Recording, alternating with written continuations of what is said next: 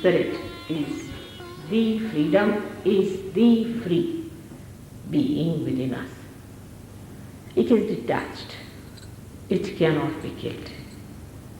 It cannot be blown away. It cannot be burnt away. It is eternal, Anand. It is eternal. That spirit is joy. That spirit is the source of joy. That emits joy. Joy is different from happiness and unhappiness. Ego, when it feels pampered, it feels happy. I like it, I like it. This I business is ego pampering. That is not joy, because you like to drink today and tomorrow you don't like to have a headache. It has the double side of I like and I don't like. You like something through your ego, dislike through your super-ego. So it is a one coin and they have two faces, one is happiness, another is unhappiness. Joy is beyond that. Joy is a drama. Seer is a witness. You see a drama, you know it's a drama going on, you just watch it as a drama. You are not involved and you are seeing it and enjoying it. You are crying if you see something, you are weeping, but you know you are not that. It's a drama. Seer, the witness. Your spirit is the witness. And when you become the spirit, you become the witness. You become the witness. For example, you are seeing something through a window. There's something exists in the window, for example. Now you enter inside the room and you see through the window. Your conditioning is like one wave arising in you as a thought which comes from the past. It rises again, another thought comes up and goes in the past. First the past thought is there and then another future thought is there, it disappears. You see the thought rising but you can't see the disappearing of the thought. In between that is the present. That's the place is established, that present is established when your attention becomes enlightened by the Spirit. Either you think of the future or of the past. But I say now, at this moment, at the present, you cannot stand there because your spirit is not enlightened. Because spirit is the present.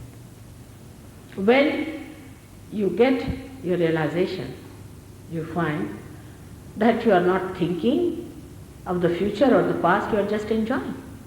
Everything becomes different. The whole life becomes a drama and the joy out of it starts coming out. And you really enjoy small things here and there. And you really understand how much joy was lost before realization. This is not your mental thing that gives you joy. But the joy pours on you from your head just like this, a cool thing starts pouring down. As some people have a feeling of the tension rising up, it's the same way a cool sort of thing, flow of joy you feel in your whole body pours out. Sometimes this cool breeze that rises in the head also starts becoming like a fountain pouring down that joy. You look at the pictures, for example, see this star of Moses. You see David's star, you see that. When you see that, you can think about it. Or else you just watch this. Watch it and don't think. The joy of the creation of that thing, whole thing, becomes one with you. Like all the creation around, a lake is completely felt in the lake if the lake has no ripples. Completely. In the same way, all that is joy. The Creator, whosoever it may be, has put there. You get the complete joy within yourself because there is no thought. There is no barrier, no conditioning. The whole thing becomes one with you and you start feeling extremely happy, extremely joyous. A feeling which is indescribable. It is to be just enjoyed, to be felt. Like Kabira was asked, why don't you speak now? So he says in Hindi language, he's one of the terrific poets we have. He says, Jab mast hue fir kya bole? When I have gone into the nectar of the intoxication of the spirit, now what can I talk? There's no word. No cup can fill this joy. No words can fill this meaning. You better be with me and get it and enjoy yourself. That's all he could say. That's what I say, the narrow vision has closed your eyes to so many things. Even Christ you cannot understand. About Christ is written in Devi Mahatmya, about Mahavishnu. All his life is written.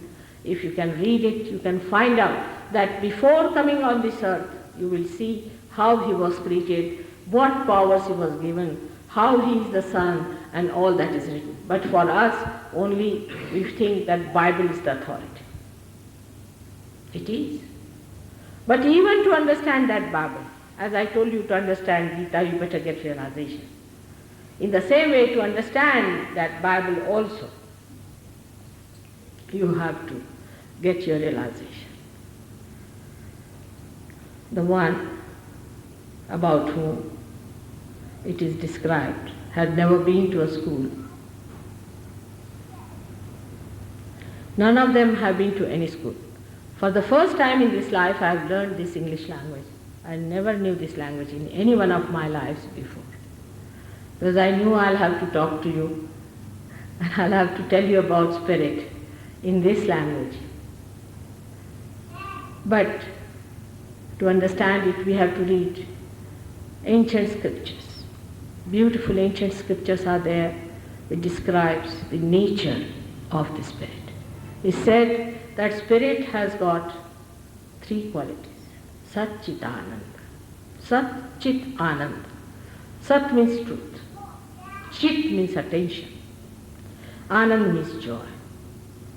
Sat is the truth. What is the truth now? If you see something white, it is the truth. All right. But what is the truth of this shawl? A realized soul can know. Not you. Because his spirit is enlightened. He sees the fifth dimension of this shawl. Let him hold it in his hands and he will know that this is Mother's shawl. Immediately he'll feel those cool vibrations coming out of it. He'll know that this is Mother's shawl. That is the truth. The four dimensions which we know of is not the truth, but the fifth one which is the truth, which is the spirit. Sitting down here, you can find out about anybody, what is he suffering from, what are his problems, what are his chakras, is absolute. This knowledge is absolute.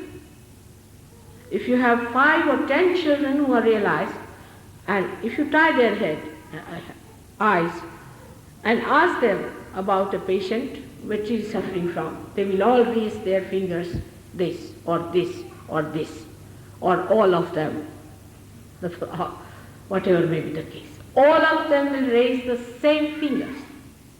It is absolute knowledge. It cannot be argued. It cannot be refuted.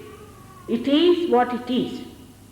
And also, today the man may be having these problems, tomorrow he may not have at all. So then, whatever was there is finished, whatever is today, that's what they are going to tell. So it is the truth. The rest is all, is mithya, is false.